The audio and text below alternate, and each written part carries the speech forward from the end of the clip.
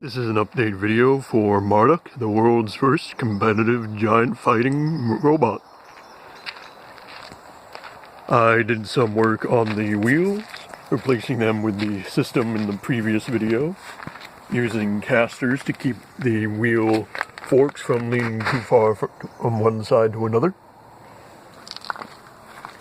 I did a small test yesterday, unpowered, just rolling it around, and it turned pretty well. It's just the far wheel, now the right wheel, tends to drag a little bit while it's reversing. I don't know what's going on there. I think I need to put some suspension on the forks eventually, because despite appearances, this is not entirely flat.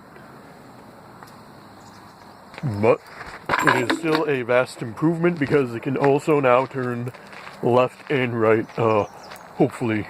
I didn't go into the cockpit to check the pedals. I was just leaning underneath and grabbing the tie rod posts and pulling them, but it should work properly now. I'll be testing it out probably tonight and get probably a small video driving around the house for tomorrow, hopefully.